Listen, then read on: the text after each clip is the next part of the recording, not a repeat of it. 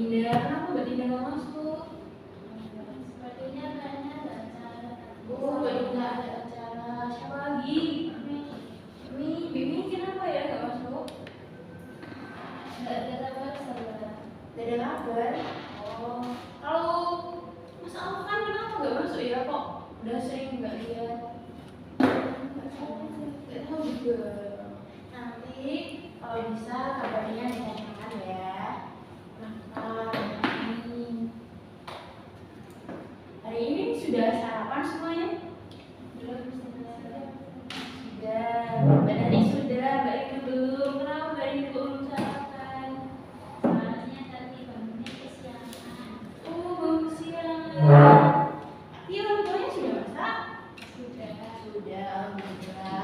Lain kali kalau memang bangun kesiangan terburu-buru bisa bawa bekal. Oke, sebelum pembelajaran dimulai, tadi kita berdoa dulu. Mohon doanya.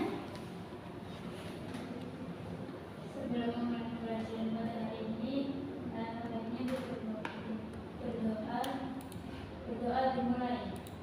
Pahala didudukkan, tangan diangkat. Raditu billahi robban wa bil islami dinan wa bi Muhammadin nabiyyan wa rasulan. Rabbi zidni ilma warzuqni fahma. Amin ya rabbal alamin. Amin. Alhamdulillah. Oke, sekarang Ibu mau tanya nih, di rumah ada yang punya tanaman nggak? Punya Punya apa? Coba angkat tangan. Tanaman apa? pandan. Pandan. Pandan. Terus Mbak Nani punya tanaman apa di rumah? Cabai. Cabai. Ada lagi mungkin? Singkong. Apa lagi ya? Strawberry. Strawberry. Tadi waktu perjalanan ke sekolah lihat ada apa aja pohon-pohon tanaman yang dilihat? Nggak tahu namanya. Oke, jadi hari ini kita akan belajar mengenai perkembangbiakan secara vegetatif pada tumbuhan. Kan kemarin sudah belajar mengenai perkembangbiakan secara generatif. Ada yang masih ingat perkembangbiakan secara generatif itu apa? Lupa saudara. Masa lupa, kan kemarin sudah ini kalau Ibu kasih kata kuncinya, adanya proses pembuahan.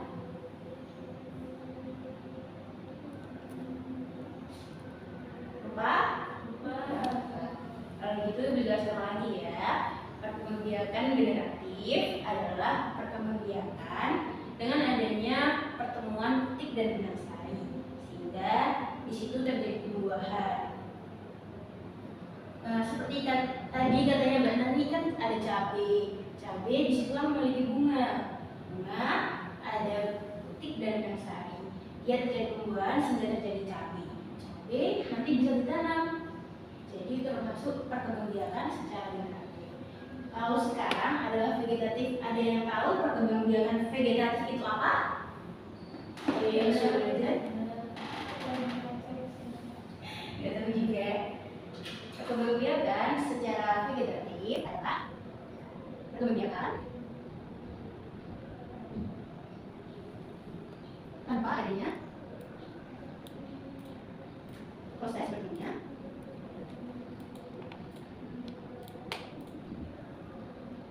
putik dan benang sari. Jadi proses perkembangbiakan vegetatif adalah kebalikan dari proses perkembangbiakan secara generatif, yaitu perkembangbiakan tanpa adanya proses berikutnya putik dan benang sari. Di sini ada yang pernah lihat tumbuhan yang berkembang biak tanpa adanya ditanam tanpa biji? Ada yang tahu? Ada yang pernah lihat? Ya benar nih, boleh apa? Singkong bagus. Gimana cara nanamnya singkong? Dari batang, saya akan kita tanam. Lalu muncul akar, dirawat, nanti muncul singkong lagi. Rindu apa coba? Pisang. Gimana cara berkembang biakan pisang? Betul, pakai tunas. pohon pisang hanya berbuah satu kali saja. Setelah berbuah, pohon pisang lalu mati sehingga dengan tunas baru.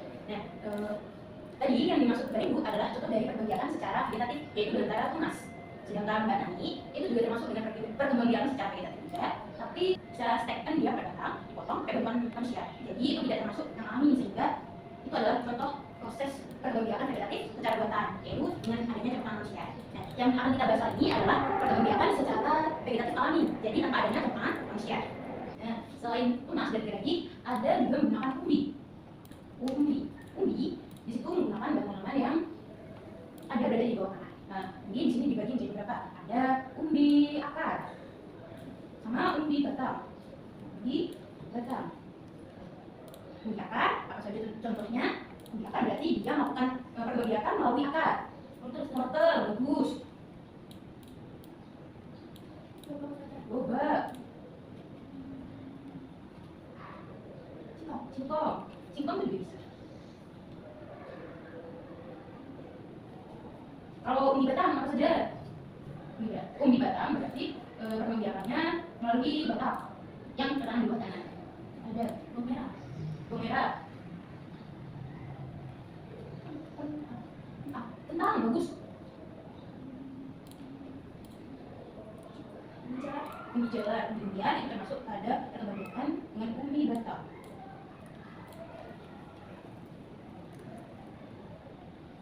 Sekarang tadi pertama bahas tentang tunas. Sekarang tunas adventif, yaitu perkembangbiakan melalui bagian batang, daun, dan juga akar pada tumbuhan.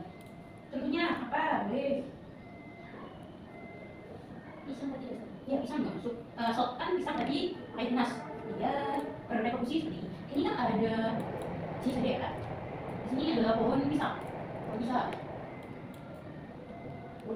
juga pisang. Nah, ini adalah lapisan tanah, dan nanti muncul tunas baru di sebelah pohon pisang. Dan sini adalah akar dan bulu pisang. Jadi tunas pisang tumbuh dari bagian pisang bagian akar. Itu juga termasuk pada tunas adventif, tapi pada bagian akar. Pisang, tebu dan bambu itu masuk pada tunas adventif pada bagian akar. Nah, tadi ini bagian akar. Pada bagian daun, contohnya apa? Cocok bebek, bagus. Ada lagi? Cemara. Kalau cemara itu masuk pada perkembangbiakan adventif melalui akar. Sini daun sama akar. Daun itu ada cocor bebek. Kalau akar ada tadi apa Ibu? Cemara.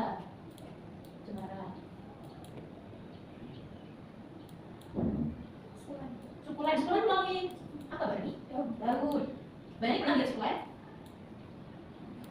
Pernah lihat? Belum pernah. Ini tadinya perkembangbiakan secara melalui tunas. Sekarang dicontohkan melalui gergaji ya. Ini adalah tanaman inti. Ini adalah tanaman inti. Saat tanaman induk ini berkembang, dia mengeluarkan sebuah telur yang nantinya di sini akan tumbuh tunas baru. Ini disebut lagi. Yang nanti dia akan membentuk akar sehingga terpisah menjadi tanaman baru lagi. Ini dinamakan gergaji. Seperti rumput yang kita tahu, rumput adalah kan dia panjang begini ya kalau pernah nyabut. Terus di sini ada akar, di sini ada tanaman lagi, nanti di sini ada yang muda lagi. Seperti itu. Contoh perkembangbiakan secara gergaji. Kalau untuk perkembangbiakan secara dengan biji seperti wortel dan singkong, seperti yang kita tahu, wortel di sini ada yang pernah bentuk kamu yang masak. Pernah masak sop berarti? Wortel kan? Ini adalah bagian dari wortel. Dan di sini adalah daun wortel jika wortelnya masih segar. Dan saat kita masak kita akan memotong bagian ini. Bagian ini digunakan untuk masak. Sedangkan ini kebiasaan oleh orang-orang buang karena sudah dianggap tidak berguna lagi. Padahal kalau kita tanam, dia akan menunjukkan tunas-tunas baru, sehingga ini akan bertumbuh menjadi wortel lagi. Wortel ini termasuk tumbuhan yang tidak akan habis jika kita bisa menggunakannya secara terang. Nah, seperti tanaman yang sudah dibawa di sini. Ini ada yang tahu tanaman apa? Stroberi. Tadi stroberi berkembang dengan cara gergaji. Bagaimana proses perkembangbiakan secara gergaji? Siapa yang mau mencontohkan sini? Sini teman-teman juga apa? Ini bagus ya, sudah kan? Sini ada yang mau mencontohkan, tadi kan bilang gergaji. Bagaimana sih proses perkembangbiakan secara gergaji? Ini enggak apa-apa. Satu maju ayo. Coba. Mbak Nani maju sini. Boleh dipegang. Nah, gimana sih caranya tumbuhan strawberry ini berkembang biak? Tadi berkembang biak secara apa? Secara geragi. Betul. Bagaimana sih geragi itu berkembang biak? Nanti ini akan ada sulur, sulur itu nempel di tanah dan itu akan muncul akar baru dan Oke, baik, betul. Silakan duduk Mbak Nani. Berikan applause dulu buat Mbak Nani.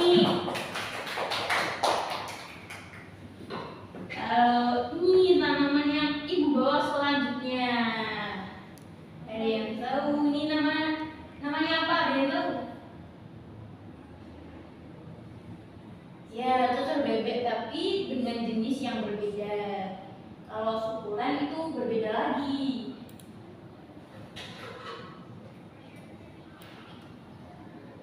Ini adalah satu bebek tapi beda jenisnya. Ini kalau ini disaka, tapi ini masuk pada bebek. Kalau sukulen, daunnya besar ini.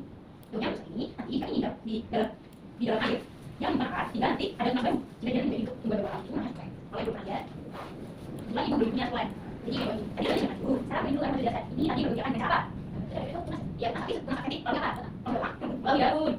Saya lihat sini ada daun. Yang di sini aku punya daun. Jangan satu sih jadi daun. Yang identik dengan ininya. Karena di sini ada beban dengan pada soalnya aku bilang tidak identik dengan ininya. Itu baru belajar lagi depan sini, Bu. Ini bagaimana jelaskan mana? Ini masuk ke bagian dia mau nggak tahu mas tadi kamu soalnya kasih baru kasih ya. Kemudian ini sudah video ada masuk buku. Kemudian ini juga bisa tahu yang tadi mau bentuknya. Ini baru. Yang masih belum baru. Jadi tadi yang di sini ada daun, ada daun kecil, ada spesial yang bentuk sehingga yang membentuk sebuah tanaman sendiri tidak lainnya. Oke, ini akan berbeda secara pokok dan berupa ini yang bagus sekali. Jadi akan jadi secara pokok. Oke, ini masih kiri. Oke ya. Oke, ini tapi dulu.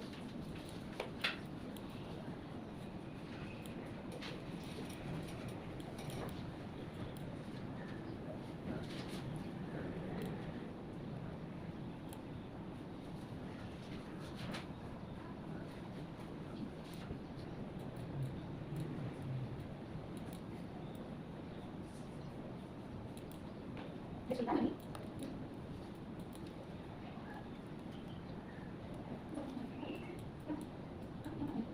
Anda lihat dan tahu ya, sama menggunakan dulu mereka sudah tahu.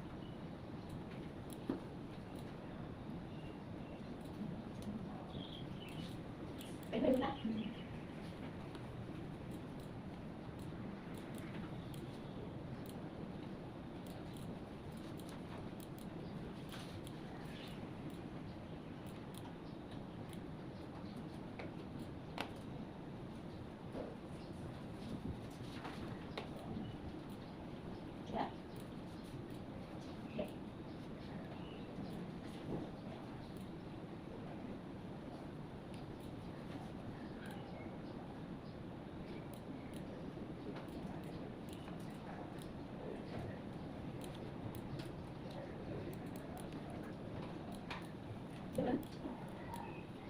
Ini sudah.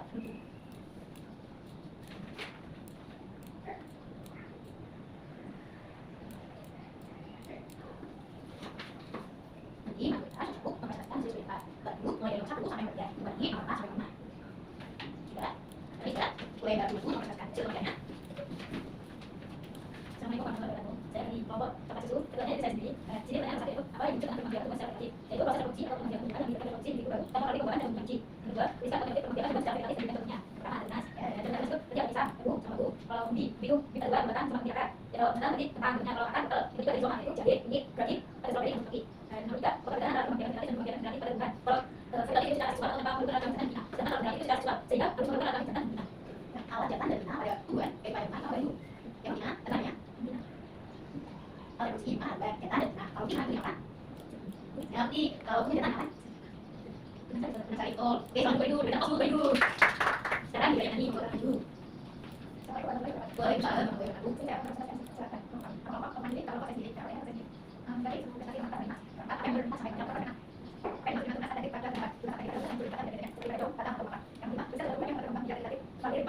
jadi punya kuat dan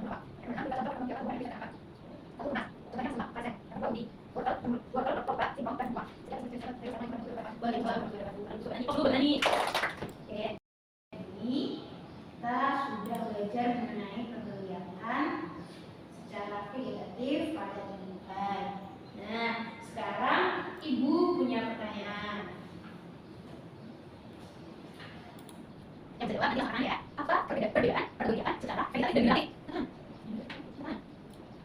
Oke, berarti yang dimaksud seksual itu apa?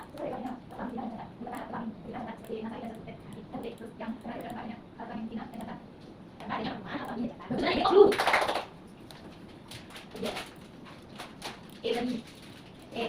Sebenarnya dari contoh dari empat pergaulan secara vegetatif. Baik, itu. Nah, sebenarnya apa? Misalnya bukan di kugi, dua pergaulan yang kan, pergaulan yang apa? Jadi sama tadi, ini yang tadi di bahasa Soviet tadi ya. Itu dulu dari dulu.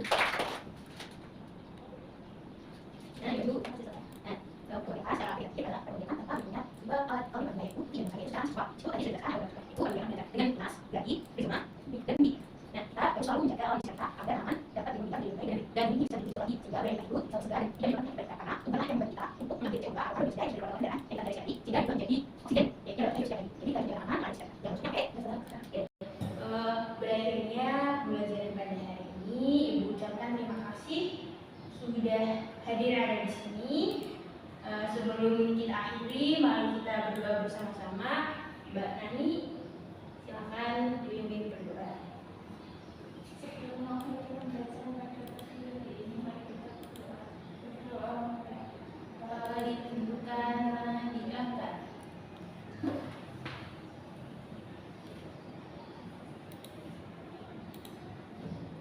Amin. Ya, terima kasih semuanya sudah hadir di kelas 2 ini. Ibu akhiri sampai di sini. Wassalamualaikum warahmatullahi wabarakatuh.